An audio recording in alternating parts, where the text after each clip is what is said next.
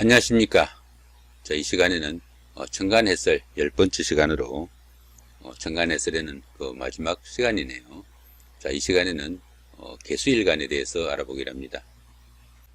먼저 개수의 상징부터 알아보고 그 다음 물질적 측면, 성격, 역할, 긍정적 심리와 부정적 심리, 체질과 직업, 자, 이런 것들을 알아보기로 합니다. 자, 먼저 개수일간의 상징부터 한번 살펴보면은 개수일간은 우로수라고 하고 빗물이나 이슬이라는 이야기가 됩니다. 방향은 북쪽이고 이 개수나 자수는 계절로는 겨울을 의미하고 색상으로는 물이니까 흑색이다. 자, 이렇게 보시면 됩니다. 물은 그릇에 담으면 그릇 모양으로 되고 그 다음 접시에 담으면 접시 모양으로 이루어집니다. 이렇게 변형이나 변신이 자유롭고 다소 그 신비주의적 그런 성향을 가진다. 이렇게 보시면 됩니다. 그 다음에 또 이 숫자로는 물이니까 수죠, 그죠? 자, 수오행은 선천수로는 1과 6이 되고 우천수로는 자, 9와 자, 10이 된다. 보시면 됩니다. 이 선천수 같은 경우에는 주역이나 아니면 명리를 해석할 때 이 선천수를 사용하고요. 그 다음에 후천수 같은 경우에는 우리가 개운의 방법으로 숫자를 사용할 때 이 후천수를 사용한다. 보시면 됩니다. 개운이라면 어떤 게 있습니까? 우리가 장명을 한다든가 이름 짓는 거 말이죠. 그 다음에 개명을 한다든가 아니면은 행운의 숫자 찾을 때 이런 것들 후천수를 가지고 사용한다 보시면 되겠고요.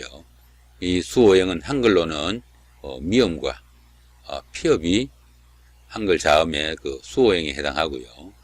오상으로는 지에 속합니다. 인이 애지 신이죠, 그죠?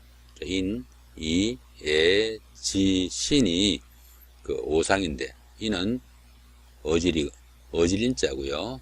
착하고 어진 걸 말하고 여기는 어리 같은 거, 그 다음에 여기는 애의 범절, 그 다음에 여기는 지혜, 여기는 신은 믿음이 되겠죠. 자, 그 중에서 이 북쪽 같은 경우에는 지혜를 나타낸다 이렇게 보시면 됩니다. 그래서 서울에 북대문을 숙지문이라고 해가지고 지자를 넣어가지고 북대문 이름을 짓는다 이렇게 보시면 되겠습니다. 자, 이번에는 개수일간의 물질적 측면을 한번 살펴보죠. 자, 개수는 음수로 물상적으로는 계곡물이나 시냇물, 이슬비, 안개, 한 잔의 물 이런 것들처럼 작은 물을 의미한다 보시면 됩니다. 보편적으로 그 동식물이 이용 가능한 그런 맑은 물을 이 개수다 이렇게 보시면 되겠고요. 개수는 그 작은 물로서 지지의 이 자수하고 같은 분류로 보시면 됩니다. 만약 그 지지에 자수가 이렇게 와가지고 남편이나 아내 역할이면 배우자가 개수의 성정을 갖는다 이렇게 보시면 됩니다. 개수는 그 응집하는 성분으로 물체를 녹슬게 하거나 나무의 그 성장을 막는 역할도 드러날 수도 있다 이렇게 보시면 되겠고, 또 개수는 다소 축소지향적이고 유동적인 그런 성향을 가져가지고 주변 환경이나 인위적 작용으로 인해 가지고 변화가 좀 잦을 수도 있다 이렇게 보시면 되겠죠. 개수의 본연의 역할은 항상 그 무토를 의식하면서 산다 보시면 됩니다. 무게합이죠, 그죠? 항시 개수는 무토를 의식하면서 사는데 이 무토에 스며들어 가지고 나무를 잘 자라게 하는 그런 본성을 가지는 것이 이 개수다 이렇게 보시면 되겠습니다. 자, 이번에는 그 개수의 긍정적인 심리가 나타나는 그런 경우를 살펴보기로 합니다. 개수는 맑고 깨끗해 가지고 속이 들여다 보이는 이런 물이다 보기도 합니다. 그러면서 또 한편은 어떻습니까? 안개처럼 속을 또 알 수 없는 그런 경우도 들어는 있습니다. 그러다 보니까 개수는 마음이 여리고 때로는 순종적인 그런 면모가 강해가지고 다른 사람의 보호 본능을 자극한다 이렇게 하기도 하고요. 개수는 온순하면서도 또 총명해가지고 깔끔하기도 하지만 때로는 다소 신경질적인 그런 면모도 있다 이렇게 보시면 되겠죠. 또한 이 개수는 맑은 물인 그런 관계로 임수가 옆에 오는 것을 상당히 좀 꺼린다 보시면 됩니다. 임수도 물론 그거 맑은 물 중에서 큰 물에 속합니다. 그렇지만은 이 개수에 비할 바는 못되죠, 그죠? 자, 이렇게 임수가 가까이 오면은 개수가 작은 이렇게 한 잔의 물, 작은 시냇물이 큰 강물이 덮치면 어떻습니까? 자기는 흔적도 없어지죠, 그죠? 자, 이렇게 하니까 임수를 상당히 꺼리고 또 가까이 하지 않으려는 그런 심성도 나타날 수 있습니다. 그렇지만 보편적으로 이 개수가 자기 본연의 역할을 다하게 되면은 맑고 깨끗하고 순종적인 그런 이미지로 현모양처적인 그런 성향도 나타난다 보시면 되겠죠. 자, 여기서는 개수가 긍정적인 심리를 갖는 경우에 명조를 하나 살펴보기로 합니다. 이 보시면은 어떻습니까? 우선 격국부터 한번 살펴보면은 자, 월지 신금이 신금 중에서 있는 자, 여기에 이 무토, 그죠? 무토가 이렇게 천간에 투출했죠. 그러니까 현재 이 같은 경우에는 정관격으로 보시면 됩니다. 정관격으로 보시면 되고, 이 개수는 맑고 여리고 또 순종적인 자, 그런 타일로 항시 그 관성인 무토를 향한다고 그랬죠. 자, 그런 무토가 일간의 심성이다 보시면 되겠고요. 그 무토 같은 경우에는 어떻습니까? 무토는 정관이니까 정해진 틀이나 규칙, 제도, 규율, 법 이런 것들을 의미합니다. 월지는 어떻습니까? 정인이죠. 정인은 학문이나 명예, 기술 이런 것들을 배우거나 하는 정도로 보시면 됩니다. 월주가 일간 개수에서는 성장기에 해당합니다. 성장기에 해당하니까 성장기에 학문과 기술을 열심히 배우고 익히고 그 다음에 정해진 틀과 제도, 규칙 이런 것들을 잘 따르는 이런 여성이다 보시면 되겠죠. 이 개수일간은 학창시절에는 부모님 말씀 잘 따르고 정해진 틀과 규칙 어기지 않는 그런 선에서 또 학문과 기술 열심히 배우고 익히는 유용한 학창시절을 보냈다 이렇게 보시면 되겠죠. 이 개수일간이 결혼을 하고 나면은 이 정관이 남편에 속하죠. 남편이 되니까 남편에 의지해가지고 남편을 믿고 모든 것을 가정중심 내지는 남편 중심으로 세상을 살아가려는 그런 심리의 여성이다 보시면 됩니다. 자, 이번에는 그 명조의 상생관계를 한번 살펴볼까요? 상생관계를 살펴보면은 연간부터 그죠? 자, 화생토 그죠? 화생토 그 다음에 토생금 그죠? 토생금 자, 금생수 수생목으로 이렇게 그 연주부터 순차적으로 이렇게 서로 생조해 나가는 것을 순생이라고 합니다. 순생이 되면은 명조가 상당히 청하고 좋은 명조다 보시면 됩니다. 무토 입장에서 자, 이 신금은 어떻습니까? 식신이죠, 그죠? 자, 식신입니다. 식신이니까 열심히 일해가지고 열심히 일하면서도 어떻습니까? 너무 과욕을 부리거나 무리하지 않고 착실하게 일해가지고 토생금으로 무토 입장에서 개수는 뭡니까? 자, 정제죠, 그죠? 정제니까 알뜰하게 모아진 그 돈들이 전부 아내에게 귀속되는 그런 경우가 됩니다. 그러니까 아내 입장에서는 이 남편이 자신을 위해서 모든 것을 다 해주는 그런 존재가 되죠. 자, 그 다음에 그렇게 되니까 이 개수는 어떻습니까? 자, 수생목으로 자식의 양육을 위해서 최선을 다하는 아주 좋은 명조가 된다 보시면 되겠죠. 자, 이런 명조를 남편 입장에서 과연 어떻게 볼 수 있는지 한번 봐볼까요? 자, 이런 모양이 될 겁니다. 보시면은 자, 이 남편이 아까 무토였죠, 그죠? 무토가 자기 자신이라고 봤을 때 남편 입장에서는 자, 토생금 인성의 도움을 받아가지고 그죠? 이 남편 입장에서 봤을 때는 어떻습니까? 여기가 정인이니까 정인격이 되죠.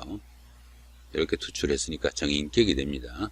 정인격이 되고 화생토로 모친의 생조를 받아가지고 자, 토생금으로 열심히 일하고 그 다음에 금생수로 재물을 축적하는 그런 경우가 됩니다. 재성은 이 무토일간의 아내가 되죠, 그죠? 아내가 되니까 아내를 위해서 재물을 최선을 다해서 모으는 그런 명조가 된다 보시면 됩니다. 그런데 이 재물은 어떻습니까? 무토의 바로 옆자리에 이렇게 위치하고 있죠, 그죠? 바로 옆자리에 위치하고 있으니까 재물에 손재도 없는 그런 명조가 된다 보시면 되겠죠. 부부간에는 인연과 정과 덕관계를 논합니다. 이 인연 같은 경우에는 서로 향하고 있어야 된다 이렇게 보시면 되고, 이 정관계는 음양이 조화가 돼야 됩니다. 그 다음에 덕관계는 서로가 서로의 역할을 최선을 다하고 도움이 돼야 된다 보시면 되겠죠. 자, 그러면 서로 향하고 있다는 것은 어떻습니까? 이렇게 바로 옆자리에 있거나 아니면 천간지지로 부부간에 동조하고 있으면은 서로 향하고 있다 이렇게 보시면 되겠으니까, 현재 이 같은 경우에는 부부간에 서로 향하고 있으니까 인연이 상당히 깊은 그런 부부 사이다 보시면 되겠고요. 남편이 양토고 아내가 개수니까 이렇게 서로 음양이 조화가 되니까 정감이 있는 부부가 된다 보시면 되겠고, 남편이 아내를 위해서 최선을 다하고 아내가 무토에 스며들어 가지고 무토를 촉촉하게 해줄 수 있는 이런 사이니까 부부간의 덕도 상당히 크다 이렇게 보시면 되겠죠. 이번에는 이 개수가 그 부정적인 심리가 나타나는 경우를 한번 살펴보기로 합니다. 개수가 그 자신의 그 본연의 업무를 다 하지 못하면은 당연히 부정적인 심리가 살아난다 보시면 됩니다. 개수의 역할이 뭐라고 그랬습니까? 무토에 스며들어 가지고 나무가 잘 자랄 수 있는 비옥한 땅을 만들어 두면은 그 자체로 개수는 자기 역할을 다 했다 볼 수 있습니다. 지금 현재 여기는 어떻습니까? 여기가 정관이니까 이렇게 무기합이 되니까 상당히 이 경우도 좋아 보이는 그런 사이인데, 과연 그런지 그건 한번 이따 살펴보기로 하고요. 이 개수가 자신의 그 본인의 의무와 역할을 다 하지 못하면은 당연히 부정적인 심리가 강하게 살아날 테고요.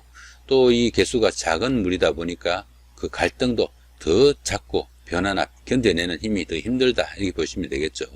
작은 물에는 어떻습니까? 미꾸라지 한 마리가 도랑물 흐린다 이런 말도 있죠, 그죠? 작은 물이다 보니까 미꾸라지 한 마리만 잘못 움직여도 전체가 흙탕물이 된다 이렇게 보시면 되겠죠. 그러다 보니까 환경적인 변화에 좀 민감하고 감정의 변화와 기복이 상당히 심한 것이 또 이 개수다 이렇게 보시면 됩니다. 애당초 이 개수가 겨울 기운이라고 그랬죠. 겨울 기운인데 그런 개수가 또 부정적인 심리까지 생기다 보니까 부정적인 면이나 비관적인 면이 상당히 강하게 나타나 가지고 주변 사람들로부터 차가운 사람이다 아니면 냉정한 사람이다 이렇게 해가지고 따돌림이나 소외되는 그런 경우도 생기고, 비관적인 면모가 너무 강하다 보니까 직장이나 가정이나 모두 충실하지 못한 그런 경우가 생기기 쉽다 보시면 됩니다. 이 명주의 경우에 우선 그 격국부터 한번 살펴보면 어떻습니까? 여기가 이렇게 천간에 정화가 이렇게 투출했죠, 그죠? 이게 재성이니까 이 경우에는 편재격으로 보시면 되겠죠. 편재격이다 이렇게 보시면 되겠고, 그 다음에 일간의 그 세력을 한번 살펴보죠. 일간의 세력은 같은 개수이거나 아니면은 개수를 생조하는 금오행이 세력이 됩니다. 그러면은 같은 수오행은 없죠, 그죠? 수오행은 없습니다. 수오행은 없고, 그 다음에 이 금이 금생수로 이렇게 도와주죠, 그죠? 나머지는 금오행을 빼고는 전부 다 일간의 힘을 뺏어가는 그런 명주다 보니까 일간이 상당히 허약한 그런 명조가 되기 쉽다 이렇게 보시면 되겠죠. 그런 명조인데 이 개수가 미월에 태어났습니다. 미월은 어떻습니까? 사오미가 여름인데 여기가 초여름, 여기 한여름, 여기 늦여름 이렇게 보시면 되는데, 여름이 끝나가는 계절 같은 느낌이 드는 미토지만은 음력 미월이 초복 중복이 다 끼어 있는 가장 우리나라에서 뜨거운 계절이다 볼 수도 있습니다.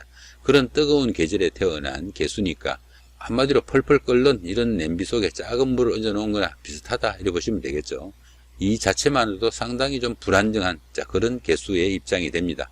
그런데 또 동주하고 있는 일지도 역시 뜨거운 날이 되겠죠, 그죠? 미일이 되니까. 그런데다가 옆에 또 불기운이 이렇게 오죠. 이 무토 자체도 양토로 조열한 땅이라고 그랬습니다. 메마른 땅입니다. 이 전체적으로 봤을 때는 어떻습니까? 메마른 사막이 될 수도 있습니다.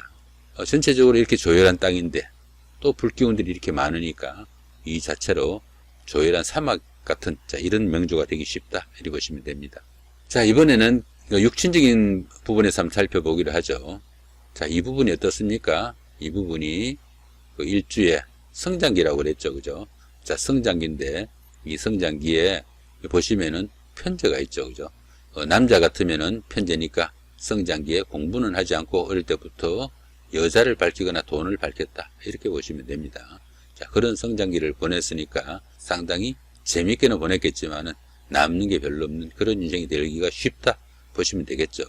이 명주 같은 경우에는 개수가 무토에 스며들어 가지고 땅을 촉촉하게 해줘야 되는데 땅을 촉촉하게 해주기는커녕 이 개수가 자기 자신의 안위도 제대로 챙기지 못하는 이런 입장이 되니까 항시 불안하고 초조하고 또 작은 충격에도 민감하게 반응할 수밖에 없는 이런 좀 어려운 상황이 생기기 쉽다 이렇게 볼 수 있습니다.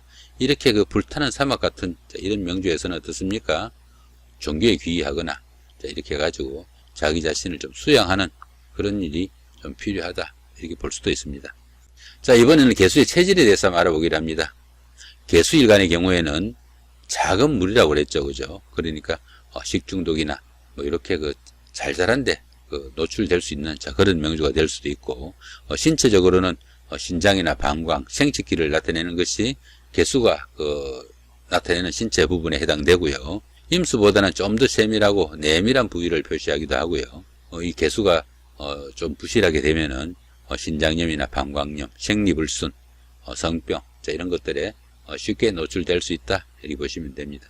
이번에는 개수의 직업을 한번 살펴보면은 개수일간의 경우에는 사회봉사나 활인업 또는 복지사 이런 것들도 봉사정신이 강하다 보니까 적성에 맞고, 또 물이다 보니까 물장사나 맥주집, 목욕탕, 사우나 이런 것들도 어느 정도 적성에 맞다 볼 수 있습니다.